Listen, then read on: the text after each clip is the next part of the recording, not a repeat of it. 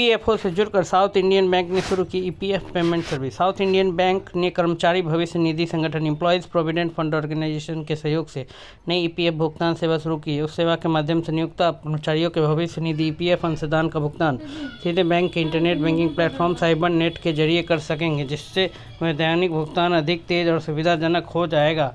इस पहल की घोषणा 12 मार्च 2026 को की गई, जो बैंक की डिजिटल बैंकिंग सेवाओं के विस्तार की दिशा में एक महत्वपूर्ण कदम है। साइबर नेट के माध्यम से साउथ इंडियन बैंक की ईपीएफ भुगतान सेवा नई शुरू की गई ईपीएफ भुगतान सेवा के तहत व्यवसाय अब बैंक के cyber net internet banking platform के माध्यम से वैधानिक ईपीएफ भुगतान आसानी से कर सकते हैं। यह इंटीग्रेशन बैंक की डिजिटल बैंकिंग प्रणाली को सीधे कर्मचारी भविष्य निधि संगठन एम्प्लॉयज़ प्रोविडेंट फंड ऑर्गेनाइजेशन के सिस्टम से जोड़ता है। इसके परिणाम स्वरूप नियोक्ता अब अलग अलग मैनुअल प्रक्रियाओं या अतिरिक्त भुगतान चैनलों के बिना ही ऑनलाइन आसानी से ईपीएफ भुगतान कर सकते हैं। प्रणाली व्यवसायों को ईपीएफ अंशदान जल्दी ट्रांसफर करने और नियामकीय आवश्यकताओं का पालन करने में मदद करती है।